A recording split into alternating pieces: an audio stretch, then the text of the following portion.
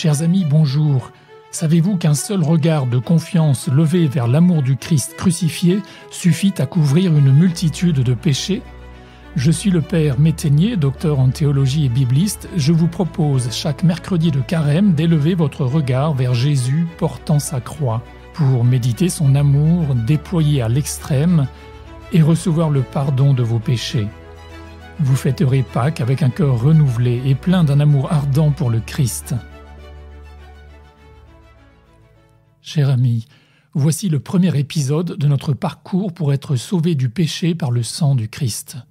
Aujourd'hui, nous allons voir pourquoi il est si important de contempler l'amour du Christ en sa passion. Contempler l'amour jusqu'à l'extrême de Jésus en sa passion est la plus grande école d'amour, de sainteté et de paix. On apprend encore davantage en contemplant le crucifix que dans tous les livres, aurait dit Thomas d'Aquin. La parole de Dieu elle-même invite à faire mémoire des événements du salut offerts par Dieu. Et tous les saints de l'histoire de l'Église ont médité ces événements et encouragé à en faire autant. Nous sommes disciples d'un maître qui a été crucifié, mais nous répugnons encore tellement à sa croix et à la nôtre. Il ne s'agit en rien de dolorisme, mais au sens biblique, de se représenter ou rendre présent ces suprêmes manifestations de l'amour miséricordieux et victorieux, et de nous décider ainsi à laisser le Christ nous aimer et nous sauver. Passer par la croix est le chemin pour arriver à Pâques, c'est-à-dire recevoir la vie et la lumière du ressuscité victorieux à jamais. Ce n'est pas la croix elle-même qui nous sauve, mais l'amour de Jésus sur la croix. Ce n'est pas la souffrance elle-même, mais le don que le Fils de Dieu fait de sa vie. Son amour qui, depuis la chute et jusqu'à la parousie, c'est-à-dire sa venue à la fin des temps, s'exprime dans la souffrance. Alors le terme passion peut avoir le sens d'une souffrance mortelle et d'un amour véhément. Mais pour le Christ, ces deux sens s'unissent. Les anges du ciel eux-mêmes n'ont pas eu honte. Ils pouvaient, après la résurrection, présenter Jésus comme le Seigneur victorieux et tout-puissant, mais ils continuent de l'appeler le crucifié. Et c'est ce qui se réalise en réalité à chaque messe. Une actualisation de la prédication du Christ, avec la liturgie de la parole, et de sa passion et résurrection, avec la liturgie de l'Eucharistie. Chaque participant peut et devrait recourir à la mémoire et à l'imagination pour l'expérimenter dans la foi. Nous ne sommes pas de lointains observateurs ou des figurants de la passion, mais ses réels protagonistes. Saint Padre Pio, stigmatisé, voyait ainsi le Christ comparaissant devant la foule lorsque le prêtre sort de la sacristie, montant peu à peu à l'autel du Golgotha pour mourir lors de l'élévation et ressuscitant lorsqu'un cœur communie avec dévotion. Sois alors, toi aussi, le consolateur de l'aimé, l'ami fidèle dans l'épreuve.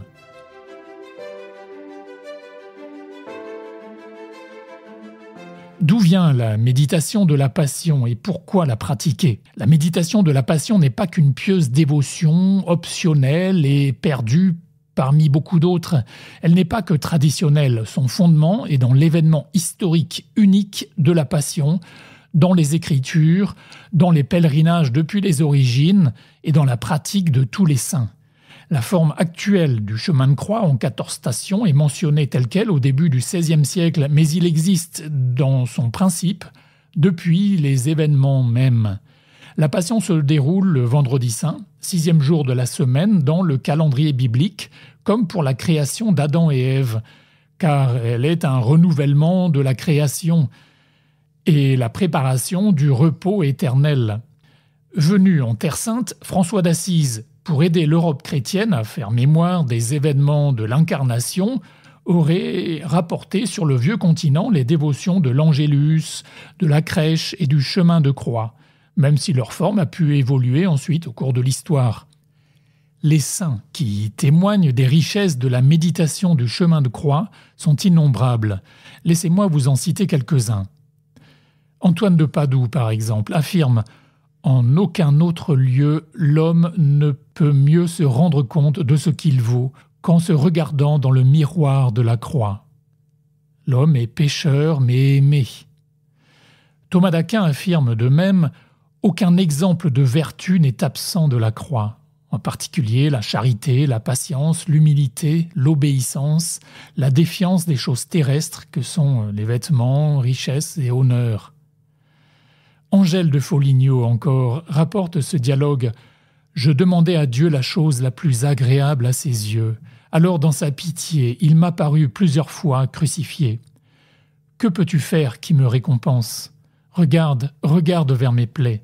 C'est pour toi, pour toi, pour toi. » Alors qu'elle contemplait la passion, le Christ lui déclare alors « Ce n'est pas pour rire que je t'ai aimé, mais d'un amour sérieux, vrai, profond, parfait, et qui était dans les entrailles. » Les dialogues du Christ, ou révélations, Brigitte de Suède, soulignent de très nombreuses fois aussi la nécessité et la fécondité de la méditation des événements de la Passion.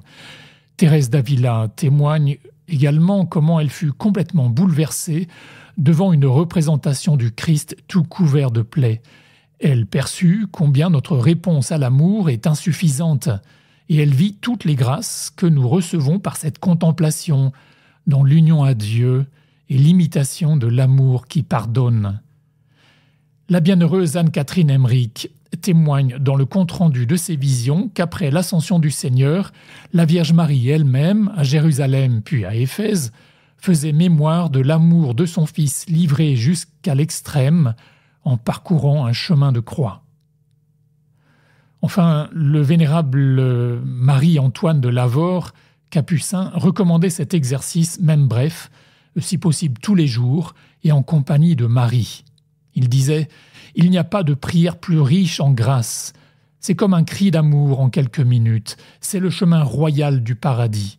Jésus y a marché le premier, Marie y a suivi Jésus, et tous les saints sont venus à leur suite. Là est la source inépuisable des grâces de conversion et de persévérance. »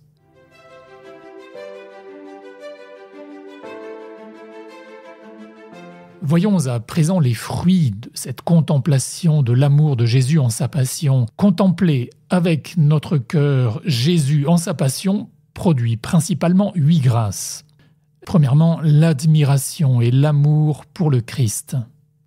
Deuxièmement, la gratitude pour sa passion, confondue par un si grand amour, alors que nous étions encore pécheurs. Comment un cœur sincère ne tomberait-il pas à genoux pour adorer ? Troisième fruit, le repentir pour nos péchés. En effet, le cœur se brise et les meilleures résolutions s'ensuivent. Quatrième fruit, la confiance en cet amour qui a déjà tout livré. Le Christ a accepté volontairement cet abaissement jusqu'à l'extrême pour que nous n'ayons plus peur. Le Fils de Dieu qui a livré sa propre vie nous donnera aussi tout autre secours. Cinquième fruit, la force dans le combat spirituel. Sixième, l'imitation de son don complet de soi et du pardon inconditionnel par son sang. Septième fruit, l'acceptation de nos propres croix, en comparaison de la grande croix du Christ. Et huitième fruit, c'est l'espérance du salut. Ainsi, contempler la passion en la parcourant a le pouvoir d'enflammer les cœurs les plus glaciaux. Si notre Dieu supplicié trouve en l'homme une minime brèche d'humilité et de soif, il y déverse des fleuves d'amour, de rédemption et de communion. Contempler l'amour jusqu'à l'extrême, selon l'expression de l'évangile de Jean, suscite l'amour qui sauve. Les actes de foi devant la passion en font recevoir les mérites infinis. Alors le nom traditionnel allemand de cette contemplation, ça se dit Die Geistliche Straße, le chemin de l'esprit, indique que cette pratique confère l'Esprit Saint. Le chemin de croix est ainsi, depuis la résurrection, un chemin pour vivre. Ce chemin du Seigneur des armées et roi de l'univers est comme l'inversion des marches triomphales des généraux et empereurs romains avec toutes leurs couronnes, tuniques, trophées, cortèges, louanges et sacrifices. Et du fait des mérites infinis de la Passion, cette dévotion est une puissante intercession pour la conversion des pécheurs, la paix du monde, l'entrée au ciel d'âmes du purgatoire pour qui nous pouvons intercéder, le déploiement de la victoire du Christ. Mettons-nous donc à sa suite. Lui qui endura une croix, dont il méprisa l'infamie, nous dit l'Épître aux Hébreux, et qui est assis désormais à la droite du trône de Dieu. L'Évangile de Matthieu dit enfin « Si quelqu'un veut marcher derrière moi, qu'il renonce à lui-même, qu'il prenne sa croix et qu'il me suive. » Merci de m'avoir écouté. Si ce podcast vous a plu, n'hésitez pas à le partager autour de vous et à laisser un commentaire sur les plateformes d'écoute et les réseaux sociaux, les podcasts de FC, Famille Chrétienne, pour faire bénéficier de ce podcast à un maximum de personnes. Et pour aller plus loin, n'hésitez pas à télécharger l'appli Conversio, élaborée par une équipe de laïcs et de prêtres missionnaires de la Miséricorde divine. Cette appli vous propose de vivre un carême édifiant, stimulant et fraternel grâce à des enseignements, la possibilité de visualiser vos efforts d'ascèse et le soutien de toute la communauté de ces priants. Bon carême et à la semaine prochaine.